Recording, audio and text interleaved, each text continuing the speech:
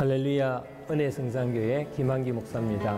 우리가 예수를 믿기 때문에 문제없는 삶을 살 수 있다고 생각하는 것은 자기 착각입니다. 그것은 하나님의 원대한 계획과 섭리를 잘못 이해하는 것입니다.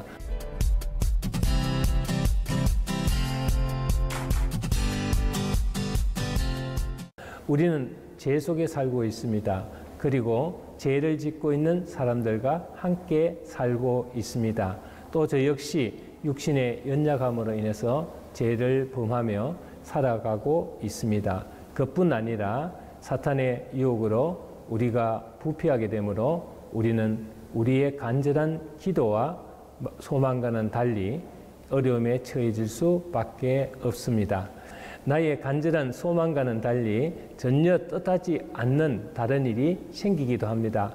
우리 그리스도인들은 그것을 가리켜 흔히 내가 져야 할 십자가라고 표현하기도 합니다. 우리에게는 언제 무슨 일이 어떻게 닥칠지 모릅니다. 그러니까 나의 생각대로 편안하게 평범하게 살아갈 수가 없습니다.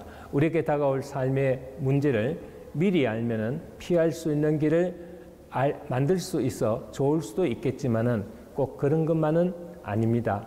미리 알면은 미리 아는 것만큼 불안하고 근심도 더 많아질 것입니다. 미리 안다고 하는 것은 삶의 용기를 빼앗아 가는 것일 수도 있습니다. 오히려 미래에 대한 도전을 포기하게 하는 계기가 될 수도 있습니다.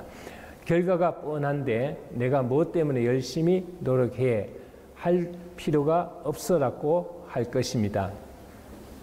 절망 가운데 살거나 체념 가운데 살게 할 수도 있습니다. 그러므로 모르는 것이 축복일 수도 있기에 우리는 감사할 수밖에 없습니다. 이 순간도 우리가 사는 사회 구석구석에서는 예기치 않은 일들이 많이 일어나고 있습니다. 이런 일들이 때로는 우리를 좌절케 합니다. 그러므로 우리는 예기치 않은 일이 생길 수 있다고 하는 것에 늘 마음의 준비가 되어 있어야 합니다. 평소에 준비하고 사는 삶, 띠띠고 사는 삶의 지혜와 자세가 우리 그리스도인에게는 항상 필요하다는 말씀입니다. 예기치 않은 일은 사람을 변하게 합니다. 정가는 전혀 다른 사람으로 변하게 하기도 합니다. 오늘 일찍 들어올게 저녁에 우리 함께 외식해요 하고 출근하는 남편에게 부인은 가방을 건네주고 잘 다녀오라고 하면서 사랑의 뽀뽀까지 하고 행복감에 젖어 집안을 정리하고 있는데 부인에게 경찰로부터 통보가 왔습니다. 당신 남편 되시는 분이 방금 교통사고로 모 병원 응급실로 실려가는 도중에 사망했습니다. 빨리 오셔서 확인을 해주세요 하는 전화를 받았다면은 이것은 정말 전혀 기대하지도 예기치도 않은 일이 될 수가 있습니다.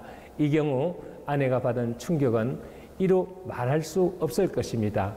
아니야, 거짓말이야. 오늘 일찍 퇴근해 같이 외식한다고 했는데 이게 무슨 말이야? 이것은 뭔가 잘못된 거야. 아내는 남편이 죽었다고 하는 사실을 믿을 수도 받아들일 수도 없습니다. 그래서 아니다라고 부인하면서 병원으로 급히 달려갑니다. 죽은 남편의 시신을 보고서도 믿어지지가 않습니다.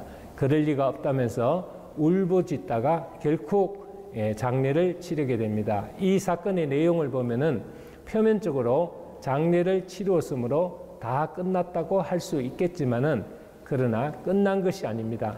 그때부터 시작합니다. 집으로 돌아온 아내는 남편의 죽음이 도저히 믿어지지 않습니다.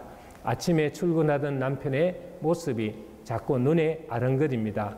금반이라도 남편이 여보하면서 방으로 들어서는 한상에 시달립니다. 남편이 죽었다는 사실이 실감되지 않습니다. 이것을 가리켜 사실에 대한 부인이라고 합니다. 이런 과정을 겪다가 보면 결국 부인은 사실을 인정하게 되는데 그때는 왜 하필이면 내 남편이냐? 많은 차들 중에서 왜 남편의 차가 사고를 당해야 해 하고 자기 남편의 차가 사고 난 사실에 대한 분노가 일어납니다. 행복했던 자기의 삶에서 남편을 앗아간 현실에 대한 분노입니다. 이것을 가르쳐 분노의 단계라고 할 수가 있죠. 분노의 단계를 지나면 하가 사그라지면서 좌절하게 됩니다. 즉 디프레이션에 빠지게 되죠. 삶의 용기를 잃어버리고 왜 살아야 하는지를 모르는 무기력증에 빠지게 되고 모든 것이 우울하고 삶의 의미와 흥미를 잃어버리게 됩니다. 또 때로는 죽음이라는 것도 생각하게 되죠. 그러다가 주어진 현실을 인식하게 되고 살아야 한다는 생각을 갖기도 합니다. 이러한 단계를 가리켜서 흥정의 단계라고 할 수 있습니다. 부모나 자식을 생각하게 되고 또 주변 사람을 생각하며 산 사람은 살아야지 하는 마음을 갖게 됩니다. 그래서 결국은 자기가 처해 있는 상황을 수용하게 됩니다. 어느 정도 현 상황에 대한 적응력이 생겼다고 할 수 있는 것입니다. 다시 전과 같은 삶으로 되돌아가려는 노력을 하게 되는 과정이라고 할 수가 있습니다. 이러한 비애의 과정은 슬픔이나 예기치 않은 일을 당한 사람들이 필연적으로 겪어야 하는 것입니다.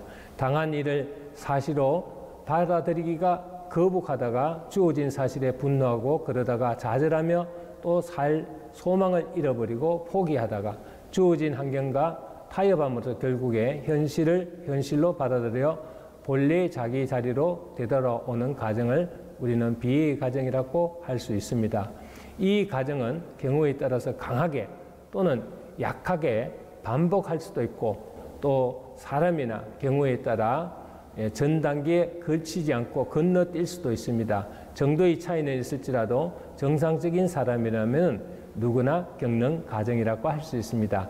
사람은 슬플 때 울고 기쁠 때 웃을 수 있어야 합니다.